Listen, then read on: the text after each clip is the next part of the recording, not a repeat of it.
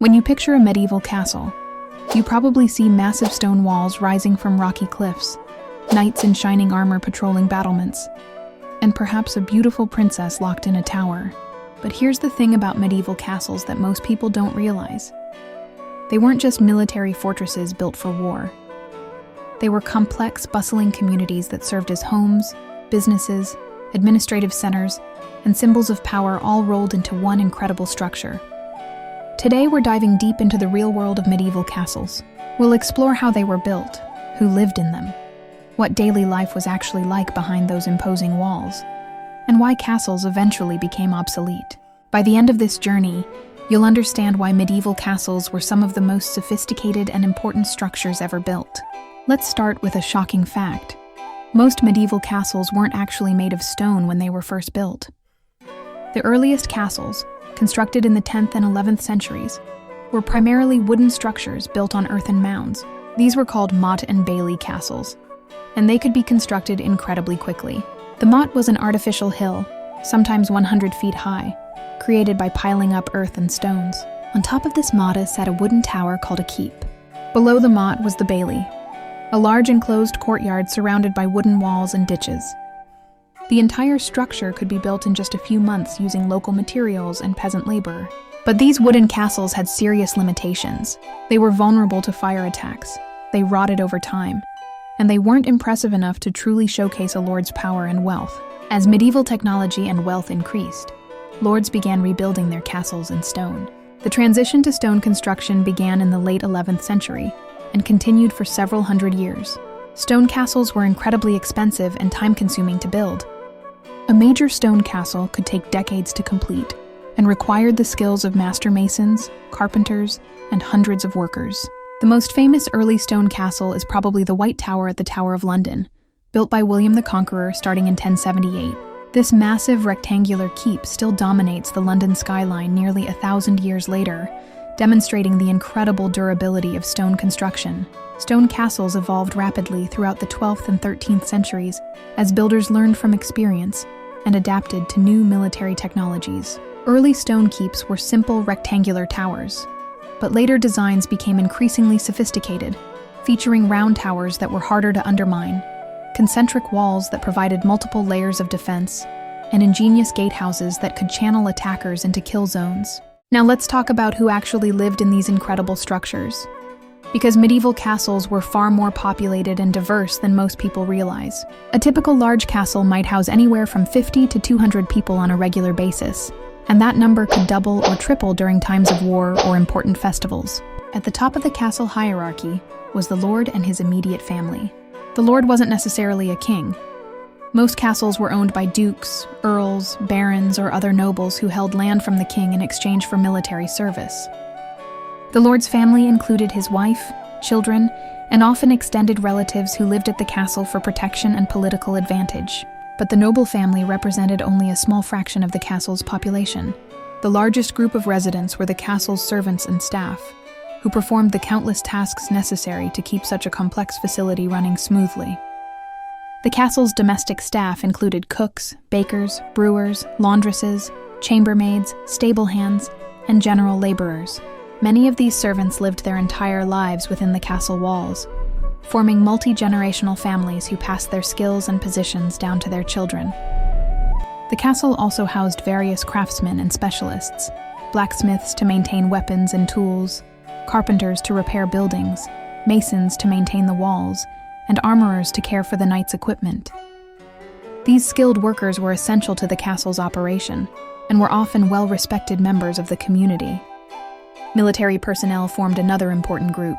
In addition to knights, who were usually minor nobles themselves, castles employed professional soldiers, archers, crossbowmen, and guards. During peacetime, the military garrison might be relatively small, but it could expand rapidly when threats emerged. Religious personnel were also common in medieval castles. Most large castles had their own chapel and employed at least one chaplain to conduct religious services. Some castles had entire communities of monks or nuns who provided spiritual guidance and often served as scribes, teachers, and medical caregivers. Administrative staff managed the castle's complex business operations.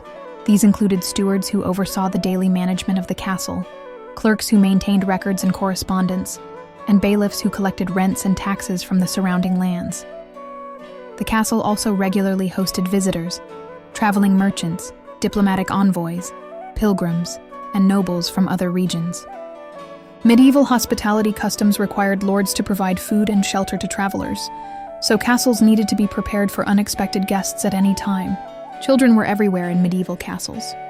Noble families typically had many children, and servants' families lived within the castle walls. Additionally, many noble families sent their children to live in other castles as pages and later as squires, creating a complex network of young people moving between different noble households. Let's explore what daily life was actually like inside a medieval castle, because it was far more structured and busy than you might imagine. Castle life revolved around a complex schedule of meals, work, religious observances, and social activities that kept everyone busy from dawn to dusk. The day began before sunrise with the ringing of bells that called everyone to morning prayers. Religious observance was a central part of medieval life, and even the busiest castle schedule included multiple prayer sessions throughout the day. After morning prayers came breakfast, though this wasn't the elaborate meal we might imagine. Medieval people typically ate their largest meal in the middle of the day, so breakfast was usually just bread, ale, or watered wine, and perhaps some cheese or cold meat left over from the previous day's dinner. The morning hours were devoted to work and administrative tasks. The lord would meet with his steward to discuss estate management, review accounts, and address any problems that had arisen. He might also hold court sessions to settle disputes between his tenants or handle legal matters. Meanwhile, the castle's craftsmen and servants were busy with their daily tasks. Blacksmiths fired up their forges, cooks began preparing the main meal of the day, stable hands tended to the horses, and guards took their positions on the walls. The main meal of the day, called dinner, was served around midday and was a complex social event that reinforced the castle's hierarchy. Everyone ate in the Great Hall, but seating arrangements reflected social status. The lord and his family sat at the high table on a raised platform, while servants and lower status residents sat at long tables arranged throughout the hall. Medieval castle meals were elaborate affairs featuring multiple courses and a wide variety of dishes. Wealthy castles served roasted meats, fresh fish, exotic spices, fine wines, and elaborate desserts. The food was as much about displaying wealth and status as it was about nutrition. After dinner came a period of rest and leisure activities. Noble children might receive lessons from tutors, while adults engaged in music, storytelling, board games, or outdoor activities like hunting and hawking. The evening brought supper, a lighter meal than dinner, followed by more social activities. Entertainment was crucial in medieval castle life, and evenings often featured musicians, storytellers, jesters, or traveling performers. Bedtime came early by modern standards, typically shortly after sunset. Candles and oil lamps were expensive, so most castle activities ceased when natural light faded. The castle never fully slept, however, as guards maintained watches throughout the night. Seasonal variation significantly affected castle life. Winter months were quieter periods focused on indoor activities, craft production, and maintaining equipment. Summer brought increased travel, military campaigns, and major festivals that could transform the castle into a bustling center of activity. The architectural evolution of medieval castles tells a fascinating story of military innovation, engineering advancement, and changing social needs. Each generation of castle builders learned from their predecessors' mistakes and adapted to new technologies and threats. Early stone castles of the 12th century were dominated by massive rectangular keeps, also called donjons. These towers, some reaching heights of over 100 feet, served as both residences and ultimate refuges during sieges. The keep contained multiple floors with different functions: storage areas at ground level, great halls for social activities, private chambers for the lord's family, and sometimes a chapel at the top. But rectangular keeps had serious defensive weaknesses. Their corners were vulnerable to undermining, where attackers would dig tunnels beneath the walls and collapse them. Defenders also had difficulty seeing and shooting at enemies who pressed close against the walls. These problems led to the development of round towers, which became popular in the late 12th and early 13th centuries. Round towers were much harder to undermine because they distributed weight more evenly and had no vulnerable corners.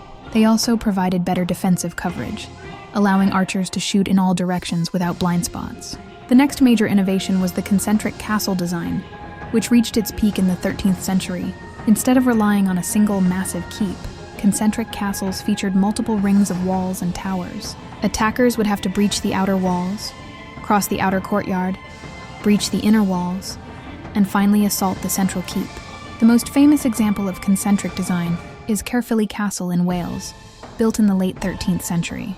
This massive fortress covers 30 acres and features multiple layers of defense, elaborate water obstacles, and ingenious engineering that made it virtually impregnable. Gatehouses evolved from simple entrances into elaborate defensive structures in their own right. Later, medieval gatehouses were essentially castles within castles, featuring multiple portcullises, murder holes, arrow loops, and residential quarters for guards. The gatehouse at Warwick Castle, built in the 14th century, is a perfect example of this development. Castle walls also became more sophisticated over time. Early walls were simple barriers, but later designs featured arrow loops for archers, wall walks for defenders to move along the battlements, and projecting towers that allowed defenders to fire along the base of the walls. The development of artillery in the 14th and 15th centuries forced another evolution in castle design. Walls became lower and thicker to resist cannon fire, and new types of fortifications called artillery towers were built with gun ports for defensive cannons. However, by the late medieval period, military technology was advancing faster than castle design could adapt. Powerful cannons could breach even the strongest walls, and professional armies with gunpowder weapons made traditional castle defense tactics obsolete. Medieval castle construction was one of the most complex and expensive undertakings in the medieval world, requiring enormous resources, skilled labor, and years or even decades to complete. Understanding how castles were built reveals the incredible organizational capabilities of medieval society. The first step in castle construction was selecting an appropriate site. Castle builders looked for elevated positions that provided natural defensive advantages, access to fresh water, and control over important transportation routes like rivers or mountain passes. The ideal castle site was on a rocky outcrop surrounded by natural obstacles but close enough to populated areas to provide supplies and labor. Once a site was chosen, the actual construction required assembling an enormous workforce. A major castle project might employ several hundred workers at peak construction periods. Master masons who designed the stonework, ordinary masons who cut and laid stones, carpenters who built scaffolding and wooden structures, laborers who moved materials, and specialists like glaziers, plumbers, and metalworkers. The logistics of castle construction were staggering. Builders needed thousands of tons of stone, which had to be quarried, shaped, and transported to the construction site. Good building stone was often located miles from the castle site, requiring elaborate transportation networks involving ox carts, boats, and sometimes even purpose-built roads and bridges. Other materials were equally challenging to obtain and transport. Timber for scaffolding, floors, and roofs came from carefully managed forests. Iron for gates, hinges, and reinforcements had to be smelted from ore. Lime for mortar was produced by burning limestone in special kilns. Lead for roofing and plumbing was mined and refined in specialized operations. The financial costs were enormous. Building a major stone castle could cost the equivalent of tens of millions of dollars in today's money. Kings and great nobles sometimes spent years accumulating the necessary resources, and castle construction could strain even the wealthiest lordships. Medieval builders developed sophisticated techniques for managing these massive projects. They used detailed contracts that specified materials, timelines, and quality standards. Master craftsmen commanded high wages and often traveled from project to project, building professional networks that spread architectural innovations across Europe. Construction typically proceeded in phases over many years. Builders might start with the most essential defensive structures and gradually add residential areas, chapels, and decorative elements as resources became available. Many castles were never fully completed, but continued to evolve throughout their active lifespans. Weather and seasonal cycles significantly affected construction schedules. Most stonework had to be completed during warmer months when mortar could cure properly. Winter months were often devoted to quarrying stone, preparing timber, and manufacturing other materials. The human cost of castle construction was substantial. Medieval building sites were dangerous places where workers faced risks from falling stones, collapsing scaffolding, and accidents with heavy machinery. Some castles were built using forced labor, particularly when local lords pressed their peasant tenants into construction service. Siege warfare was the ultimate test of medieval castle design. and understanding how sieges worked reveals both the strengths and limitations of these incredible fortifications. Medieval sieges were complex military operations that could last months or even years, involving elaborate tactics, specialized equipment, and enormous resources from both attackers and defenders. The first step in any siege was investment, where the attacking army surrounded the castle to prevent supplies from entering, or defenders from escaping. This required a large force capable of maintaining constant vigilance around the entire perimeter of the fortification. Attackers had several options for breaching castle defenses. Direct assault was the quickest but most dangerous approach, involving scaling ladders, siege towers, and attempts to break down gates or walls through brute force. Most castle designs were specifically intended to make direct assault extremely costly for attackers. Siege engines provided alternative approaches to breaching defenses. Catapults and trebuchets could hurl stones, incendiary materials, or even diseased corpses over castle walls. Battering rams were used against gates and weak points in walls. Later in the medieval period, cannons revolutionized siege warfare by providing unprecedented destructive power. Undermining was perhaps the most feared siege tactic. Attackers would dig tunnels beneath castle walls, support them with wooden posts, then set fires to collapse the supports and bring down sections of wall. Defenders countered by digging their own tunnels to intercept the attackers, or by using acoustic techniques to detect underground digging. However, the most effective siege tactic was often the simplest: starvation. By cutting off all supplies to a castle, attackers could force surrender without risking their own forces in costly assaults.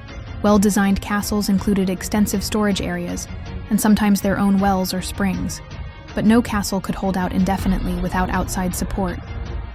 Siege warfare placed enormous demands on both sides.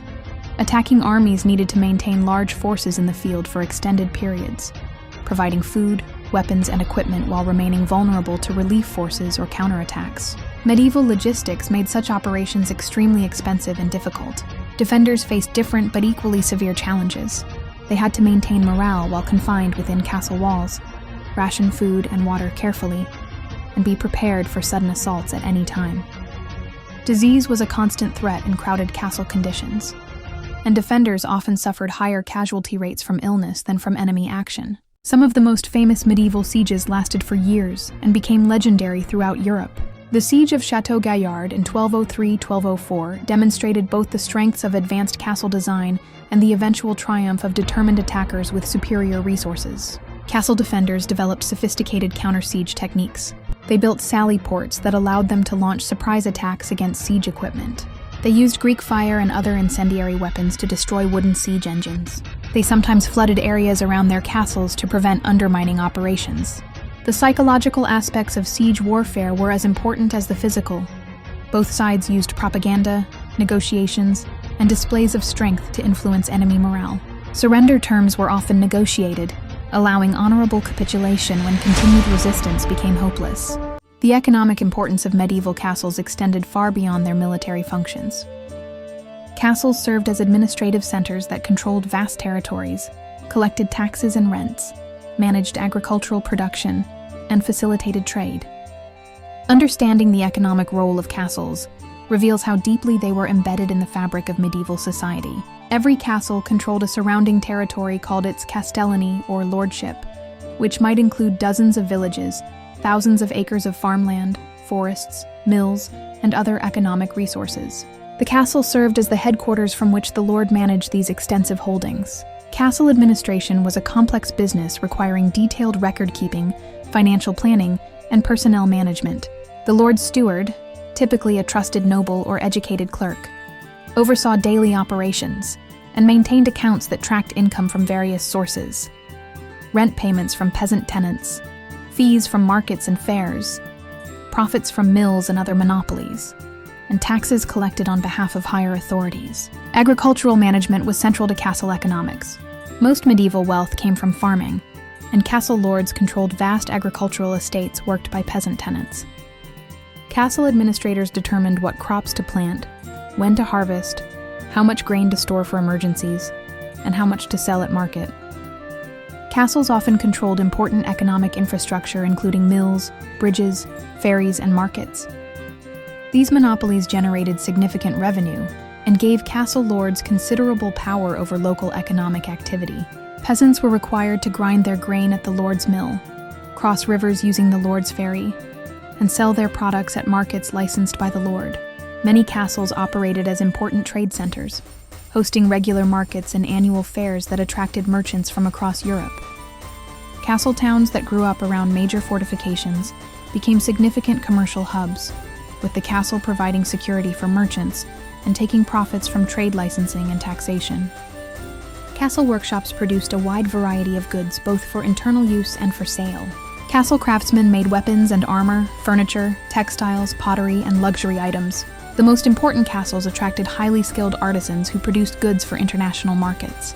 The castle's role as a secure storage facility was economically crucial in an era without banks. Castle treasuries held not only the lord's personal wealth, but also served as safe deposit facilities for local merchants and religious institutions.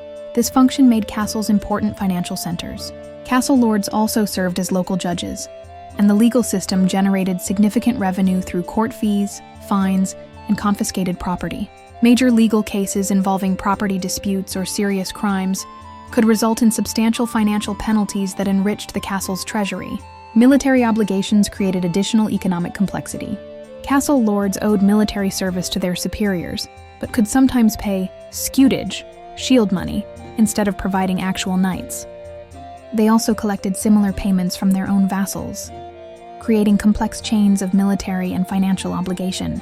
The cost of maintaining a castle was enormous and never-ending.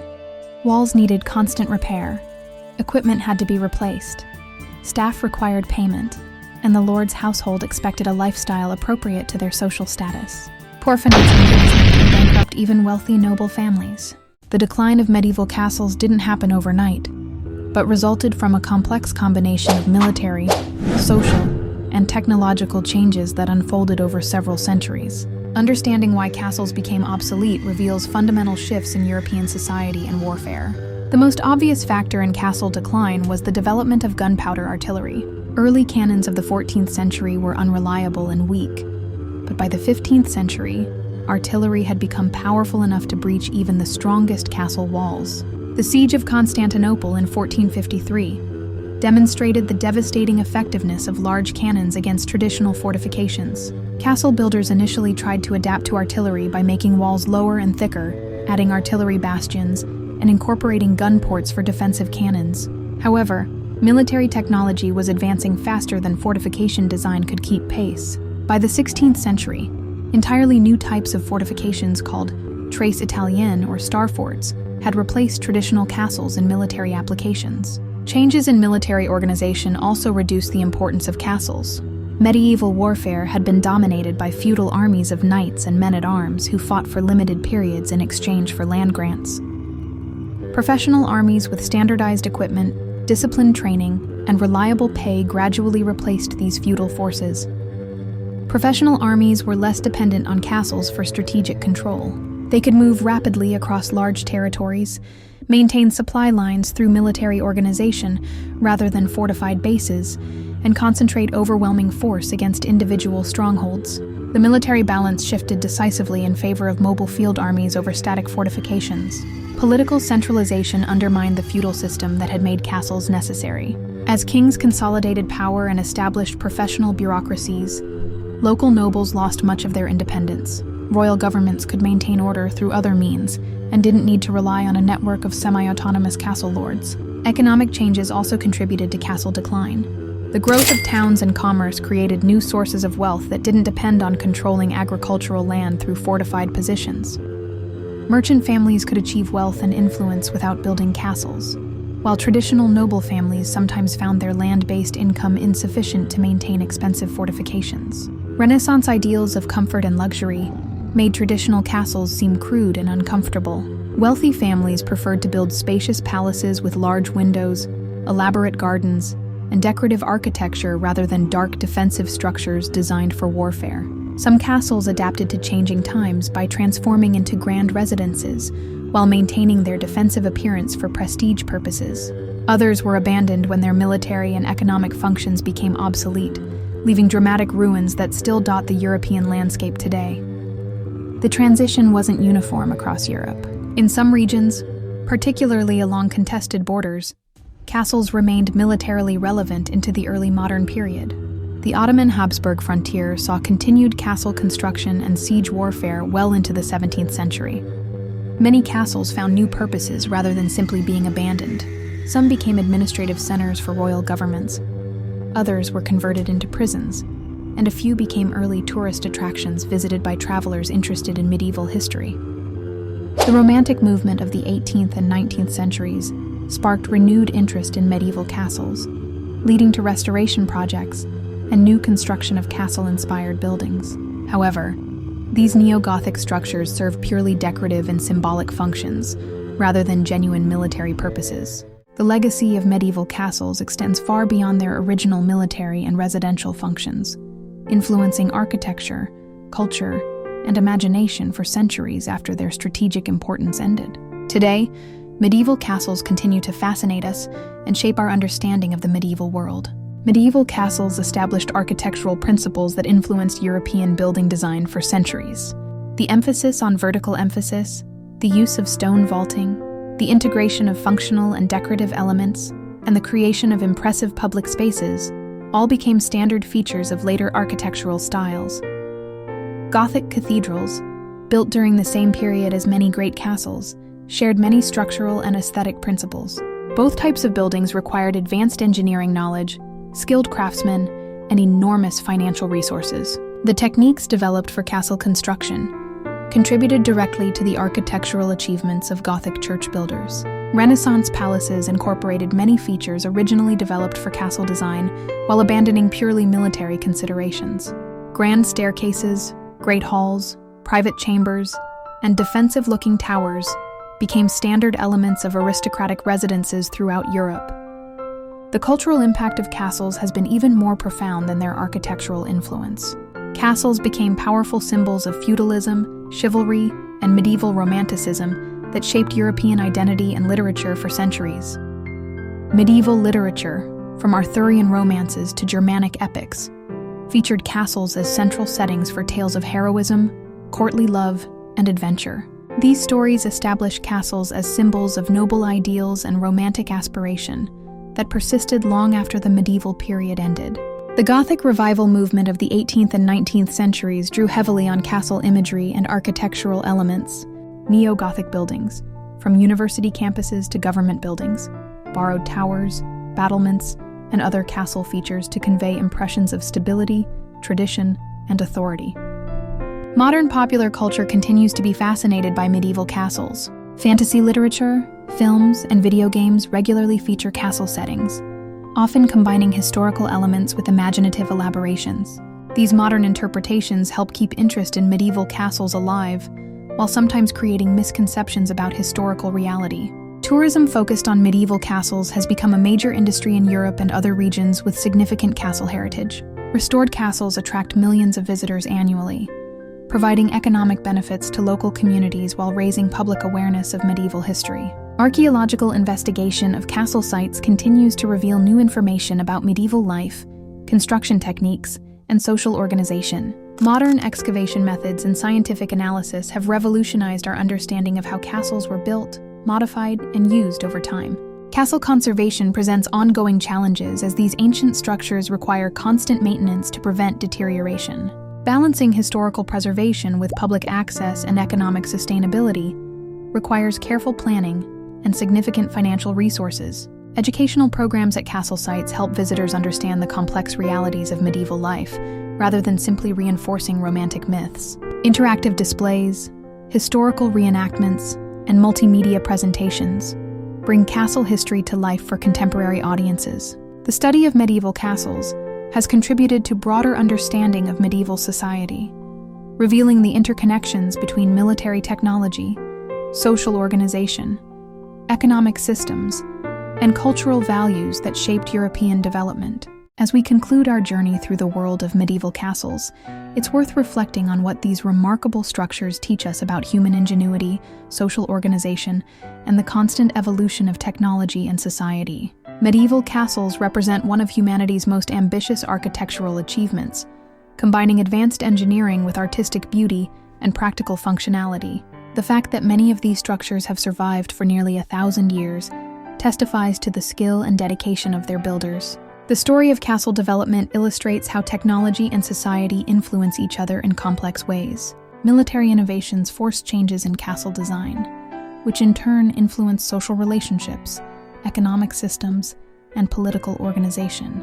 This dynamic interaction between technology and society continues to shape our world today. Castles also demonstrate the importance of understanding historical context when evaluating past achievements. What might seem crude or primitive by modern standards was actually sophisticated and innovative within its historical context. Medieval castle builders solved complex problems using available materials and techniques in ways that were both practical and elegant. The social complexity of castle communities challenges simple stereotypes about medieval life. These weren't just military installations, but vibrant, diverse communities that included people from all social levels engaged in a wide variety of activities. Understanding castle society helps us appreciate the richness and complexity of medieval civilization. The economic significance of castles reveals how military and civilian functions were integrated in medieval society. These structures served simultaneously as fortifications, residences, administrative centers, and commercial hubs in ways that would be difficult to imagine in our more specialized modern world. The evolution and eventual decline of castles illustrates how even the most impressive and successful institutions must adapt to changing circumstances or become obsolete. This lesson remains relevant as modern societies face technological and social changes that challenge traditional institutions and practices. The continuing fascination with medieval castles suggests that these structures represent something fundamental about human aspirations and fears. They embody desires for security, permanence, and grandeur, while also representing the conflicts and inequalities that have characterized human societies throughout history. Modern preservation and interpretation of castle sites provides opportunities to learn from the past while enjoying these remarkable architectural achievements. Visiting a well-preserved medieval castle can provide insights into historical life that no amount of reading or classroom instruction can match. The interdisciplinary study of medieval castles, combining archaeology, history, architecture, and other fields, demonstrates how complex historical questions require multiple perspectives and methodologies. No single approach can fully capture the significance of these remarkable structures. Finally, medieval castles remind us that the past was inhabited by real people facing real challenges who developed creative solutions using available resources and knowledge. Their achievements deserve our respect and continued study, not as curiosities from a distant age, but as examples of human capability and determination that continue to inspire and inform us today. The next time you see a medieval castle, whether in person or in images, remember that you're looking at one of humanity's greatest architectural and social achievements, a structure that tells the story of medieval civilization in stone and mortar.